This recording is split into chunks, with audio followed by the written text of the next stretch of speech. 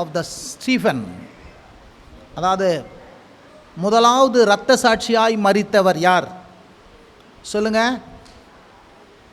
வேதத்தில் முதலாவது இரத்த சாட்சியாய் மரித்தவர் புதிய ஏற்பாட்டில் யார் தெரியாது?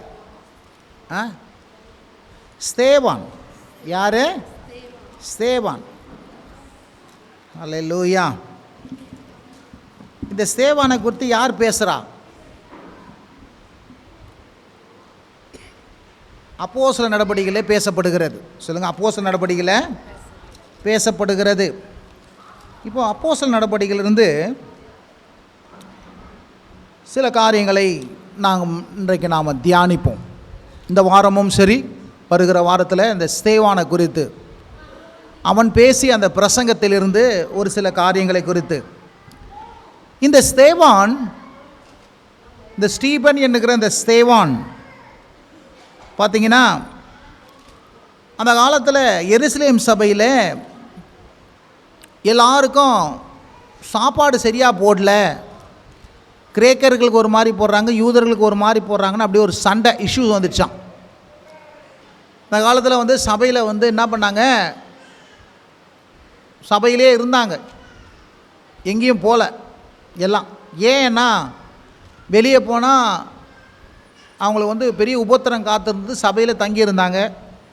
சபையானது எல்லாரையும் வைத்து பராமரித்தது, அவங்களுக்கு சாப்பாடெல்லாம் போட்டுது. இப்படி இந்த சாப்பாடெல்லாம் போட சொல்ல என்ன ஆச்சு அப்படின்னா ஒரே சண்டை. சரி, இந்த சண்டைலாம் வரக்கூடாது அப்படின்னு சொல்லிட்டு ஒரு 7 பேரை என்ன பண்ணுறாங்க, பரிசுத்த ஆவியினாலும் ஞானம் நிறைந்தவரும் நற்சாட்சி பெற்ற ஒரு 7 பேரை என்ன பண்ணுறாங்க, தெரிந்து கொள்கிறாங்க. அந்த 7 பேரை தெரிந்து கொண்டு ஜெபம் பண்ணி அவர்கள் மேலே கைகளை வச்சு, நீங்கள் என்ன பண்ணுங்கள், இந்த வேலையெல்லாம் என்ன பண்ணுங்கள், கவனித்து கொள்ளுங்க அப்படின்னு சொல்லி அந்த 7 பேரை வச்சாங்க.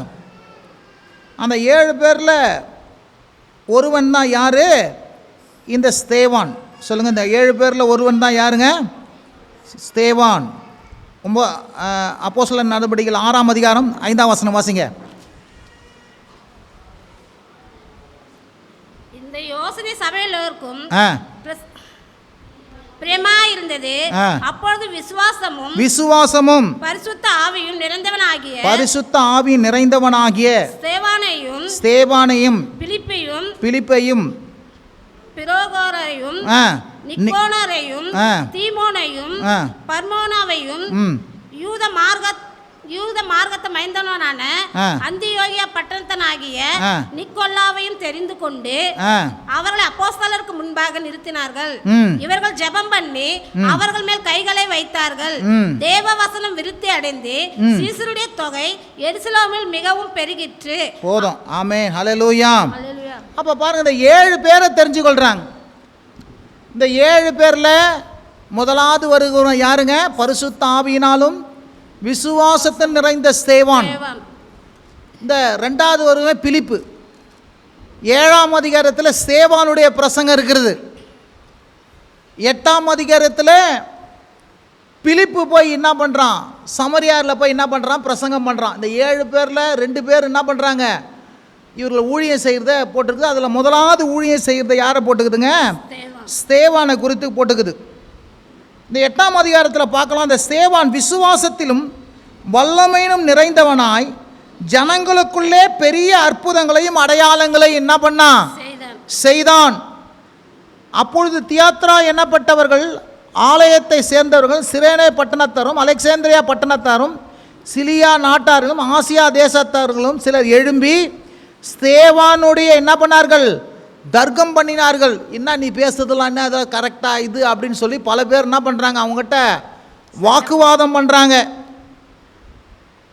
அவன் பேசிய ஞானத்தையும் ஆவியையும் எதிர்த்து நிற்கிற அவர்களால் என்ன பண்ணுவது கூடாமல் போயிற்று. அவன் பேசுறதையும் அவன் எதிர்த்து நிற்க கூடாமல் போயிற்று. அப்போ அவன் என்ன பண்ணுறான், அப்போ இவன் என்ன பண்ணுறான், பேசுகிறான். இவன் பேசுகிற பிரசங்கம் தான் என்னதுங்க, இந்த 7ஆம் அதிகாரத்தில் வருகிற ஒரு பெரிய பிரசங்கம். அந்த பிரசங்கம் முடிவில் அவன் என்ன பண்ணுறான், பிரசங்கம் பண்ணி முடித்த பிறகு என்ன பண்ணுறாங்க, கல்லெறிந்து அவனை சாகடிக்கிறாங்க. அவன் வந்து என்ன பண்ணுறான், முதலாவது இயேசுவுக்கு இரத்த சாட்சியாக மரிக்கிறான். இந்த ஸ்தேவான் அவனுடைய பிரசங்கத்தில் பார்த்தீங்கன்னா எப்படியெல்லாம் பிரசங்க குறிப்புகள் எடுக்கணும், எப்படி பிரசங்கம் பண்ணணும் அப்படின்னு சொல்லிட்டு நாங்கள் வேதாகம கல்லூரி மாணவர்களுக்கு சொல்லிக் கொடுப்பது உண்டு. இப்போ இதுலேருந்து ஒரு பிரசங்கம், இதில் எப்படி பிரசங்கம் எடுக்கலாம் அப்படின்னு சொல்லி பார்த்தீங்கன்னா, இந்த 7ஆம் அதிகாரத்தில் இவன் வந்து பேசுகிறான். இப்படி பேசும்போது அவன் என்ன பண்ணுறான், தேவனை குறித்து 11 இடத்துல என்ன பண்ணுறான், பேசுகிறான். சொல்லுங்கள், தேவனை குறித்து எத்தனை இடத்துல பேசுகிறாங்க? 11 இடத்துல பேசுகிறான். அவன் எப்படி பேசுகிறான், அந்த தேவன் என்று சொல்லும்போது அங்கே எப்படிலாம் பேசுகிறான் என்பதை குறித்து அதை மாத்திரம் நம்ம என்ன பண்ணுறோம், எடுத்து இன்றைக்கி பார்க்க போகிறோம். இன்றைக்கி ஒரு 5 காரியம் பார்ப்போம், இல்லை அடுத்த வாரத்தில் ஒரு 6 காரியத்தை பார்ப்போம். கவனிங்க, முதலாவது 2ஆம் வசனம். அதற்கு அவன், சகோதரரே பிதாக்களே கேளுங்கள். சொல்லுங்க, சகோதரரே பிதாக்களே, அதாவது என்னன்னா, சகோதரர்களே, அப்பாமார்களே, புள்ளமார்களே, அக்காமார்களே, தங்கச்சிமார்களே, அம்மாமார்களே, நீங்க என்ன பண்ணுங்க, கேளுங்கள். வாசிங்க. நம்முடைய பிதாவாகிய ஆபிரகாம் காரானூரிலே, நம்முடைய பிதாவாகிய ஆபிரகாமும் காரானூரில் குடியிருக்கிறதற்கு முன்னே மெசொப்பொத்தாமியாவின் நாட்டிலே இருக்கும்போது, சொல்லுங்க, மெசொப்பொத்தாமியா நாட்டிலே இருக்கும்போது. இப்படிலாம் கேள்விப்பட்டீங்களா? இந்த ஆரியர்கள் நாகரிகம் சொல்ல மெசொப்பொத்தாமியா நாகரிகம் இப்படியெல்லாம் நம்ம என்ன பண்ணியிருக்கிறோம், படிச்சிருக்கிறோமா? சொல்லுங்கள், படிச்சிருக்கிறோமா, படிச்சு இல்லையா? ஆமாம், கல்ச்சர்ஸில் படிக்க சொல்ல எந்தெந்த நாகரிகம், ஆரிய நாகரிகம், இந்த நாகரிகம் சொல்ல மெசொப்பொத்தாமியாவை குறித்து நம்ம என்ன பண்ணுறோம், படிச்சிருக்கிறோம். இந்த மெசொப்பொத்தாமியாவில் ஆபிரகாம் கானானுக்கு வருகிறதுக்கு முன்பாக எங்கே இருந்தான்? கானானுக்கு முன்னாடி மெசொப்பொத்தாமியாவில் என்ன பண்ணான்? இருக்கும்போது. சொல்லுங்க, இருக்கும்போது. இப்போ எல்லாம் சேர்ந்து படுங்க. மகிமையின் தேவன் அவனுக்கு தரிசனமாகி நீ உன் தேசத்தையும் உன் இனத்தையும் விட்டு புறப்பட்டு நான் உனக்கு காண்பிக்கும் தேசத்துக்கு வா என்றார். பாருங்க, இப்போ இவன் கர்னூலில் குடியிருக்கிறதுக்கு முன்பாக மெசொப்பொத்தாமியா நாட்டிலே அந்த பகுதியிலே அவன் குடியிருக்கும் போது இந்த ஆபிரகாமினுடைய தகப்பனும், ஆபிரகாமின் தகப்பனுக்கு என்ன பண்ணுறாரு, அந்த நாகர், அவன் பேர் நல்ல, ஆபிரகாமுடைய தகப்பன் பேர் என்னங்க? வாசிங்க யாராவது. 11ஆம் அதிகாரம் கடைசி வசனமா? 11ஆம் அதிகாரம் ஆதியாகமம்.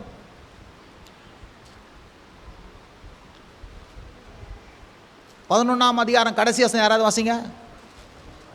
2 வசனம், கடைசி வசனத்துக்கு மேலே 2 வசனம். ஆதியாகமம்.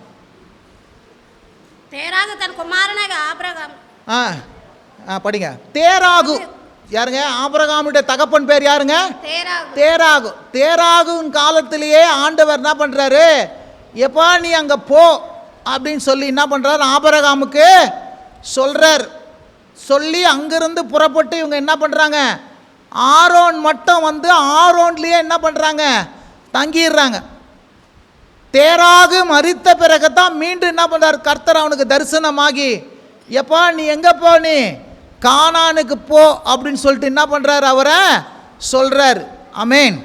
அப்போது இந்த இடத்துல நீங்கள் பார்த்தீங்கன்னா கவனிங்க, இந்த இடத்துல முதலாவது தேவன் என்று சொல்லும்போது, இந்த தேவனை குறித்து சொல்லும்போது மகிமையின் தேவன் அவர்களுக்கு தரிசனமானார். முதலாவது ஸ்தேவான் சொல்கிறான், ஆபிரகாமுக்கு அவன் சந்ததிக்கும் என்ன பண்ணுறாரு, தேவன் என்ன பண்ணுறாரு, ஆபிரகாமுக்கு தரிசனமாகி அவனுக்கு என்ன பண்ணுறாரு, ஒரு அழைப்பை கொடுக்குறார்.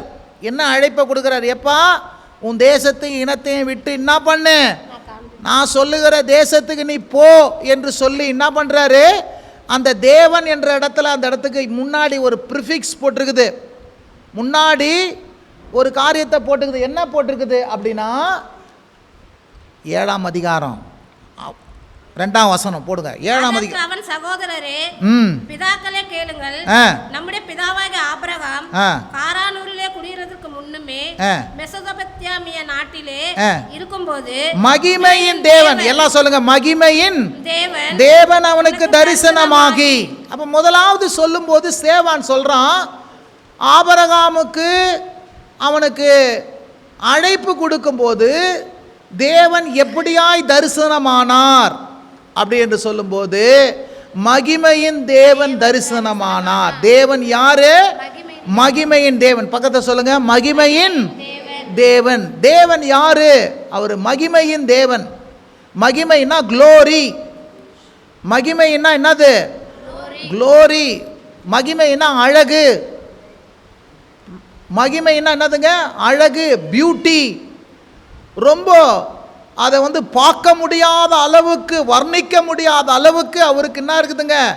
ஒரு பிரசன்னம் இருக்கிறது, ஒரு பெரிய சுடர் இருக்கிறது. என்ன சொல்லுவாங்க? அவரை சுற்றி என்ன பண்ணுதுங்க? ஒரு வெளிச்சம், ஒரு சுடர், ஒரு பிரகாசம், ஒரு பெரிய க்ளோரி அந்த தேவன் மேலே என்ன பண்ணுது? இருந்தது. அப்போ இந்த தேவன் என்ன பண்ணுகிறார்? முதல்ல என்ன பண்ணுறார்? ஆபிரகாமுக்கு மகிமையின் தேவன் என்ன பண்ணாரு? பிரசன்னமானார். சொல்லுங்க, மகிமையின் தேவன் என்ன பண்றாரு?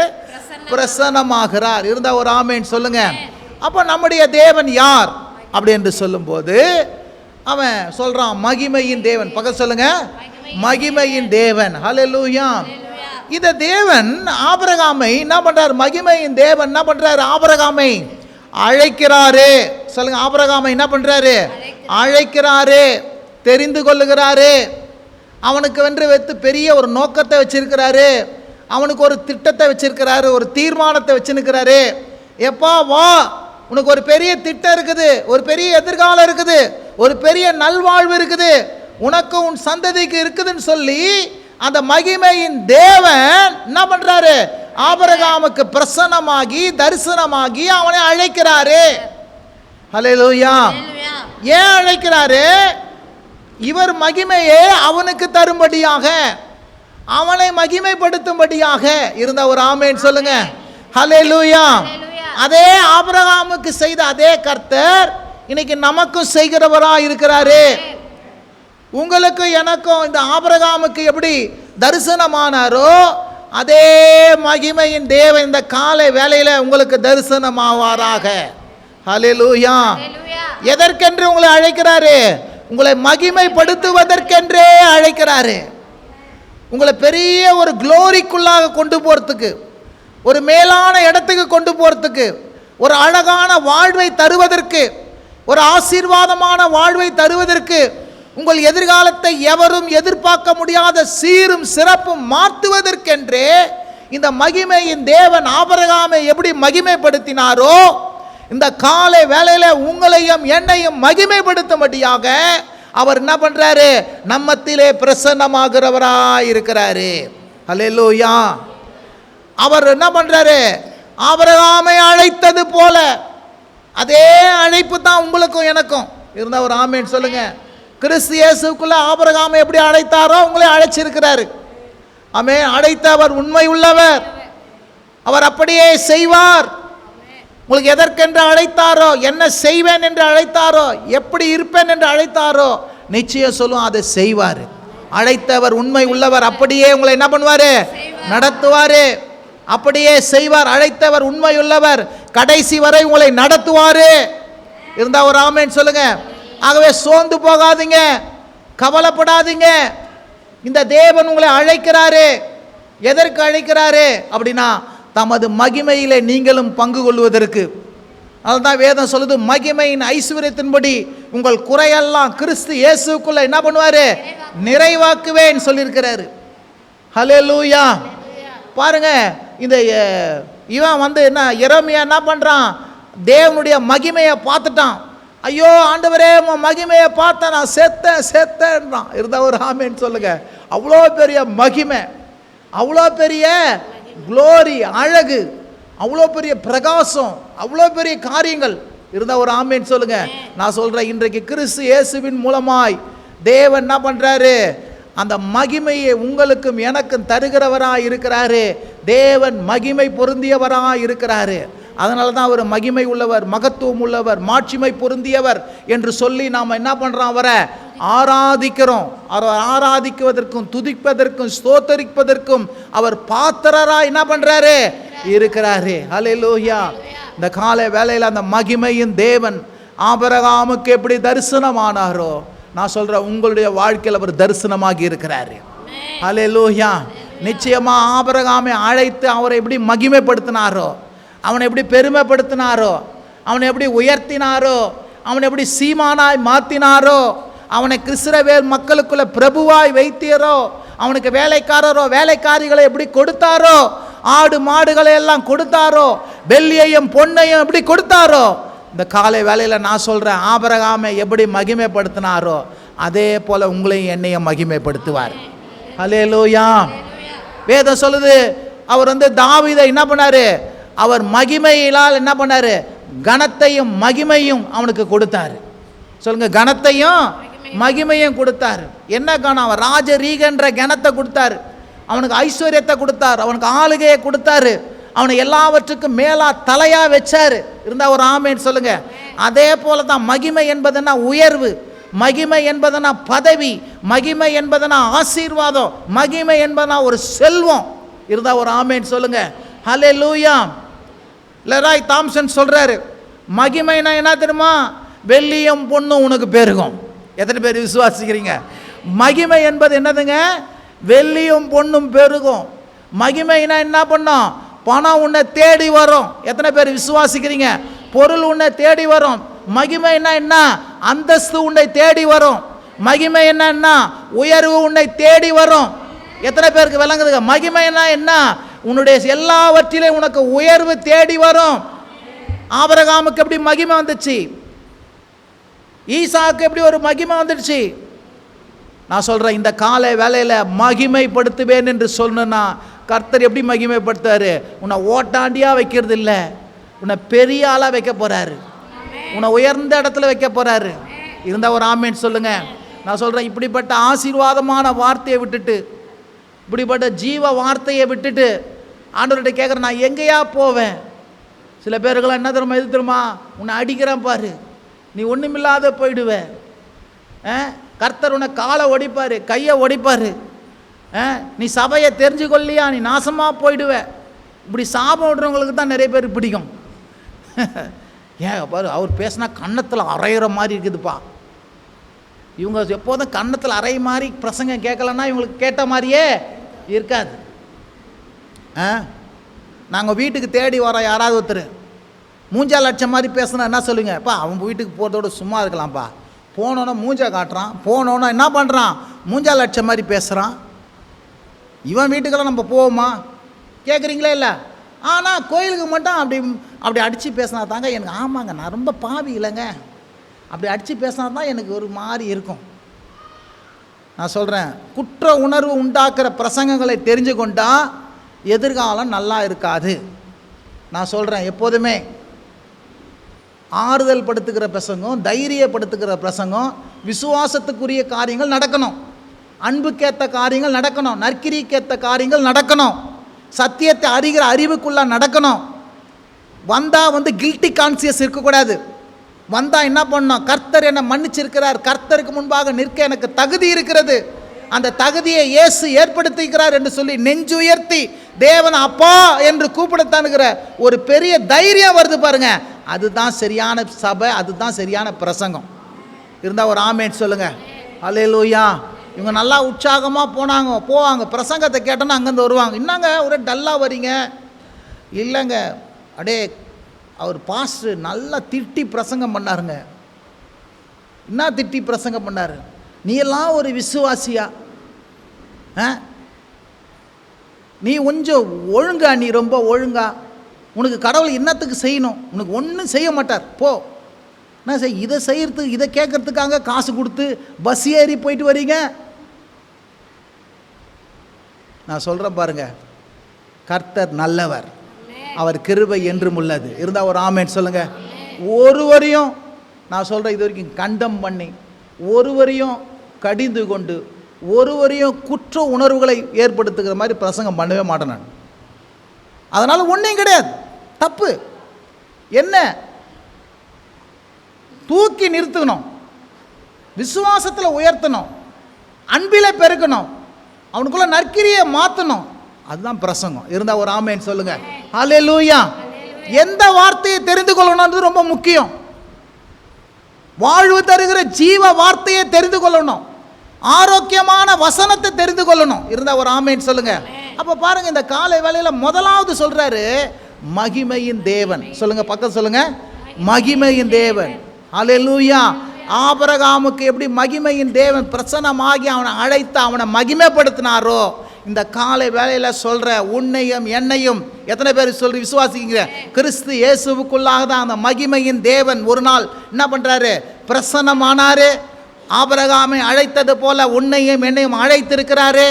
வேதம் சொல்றது என்னது? அழைத்தவர் உண்மையுள்ளவர், அப்படியே செய்வார். அவங்களை என்ன பண்ணுவாரு? எவர்களை அவர்கள் நீதிமான் ஆக்கினாரோ, எவர்களை தெரிந்து கொண்டாரோ. அந்த வசனத்தை எடுத்து படிங்க. ரோமர் 8ஆம் அதிகாரம் 36 34 எடுத்து படிங்க பார்க்கலாம். அந்த வசனத்தை யாராவது படிங்க. எப்படி நாளைக்கு எடுத்துருவீங்க போல நீங்க. படிங்க. எவர்களை முன்குறித்தாரோ 8:30. அவர்களை அழைத்தும் இருக்கிறார். எவர்களை முன்குறித்தாரோ அவர்களை அழைத்து இருக்கிறார். அவர்களை நீதிமான்களும் எவர்களை அழைத்தாரோ அவர்களை நீதிமான் ஆக்கி இருக்கிறார். எவர்களை நீதிமான் ஆக்கினாரோ அவர்களை என்ன பண்ணுகிறாரு? நான் சொல்றேன், அழைத்தவர்களை நீதிமான் ஆக்கி இருக்கிறாரு. நீதிமான் ஆக்குகிறவர்களை என்ன பண்ணுகிறாரு? மகிமைப்படுத்தி இருக்கிறார். இருந்தா ஒரு ஆமேன் சொல்லுங்க. ஹல்லேலூயா. நான் சொல்றேன், எப்போ இயேசு கிறிஸ்து உங்களை ஆபிரகாமை அழைத்தது போல உங்களை அழைத்தாரோ, அந்த தேவன் மகிமையின் தேவன் எதற்கென்று அழைத்தாரு?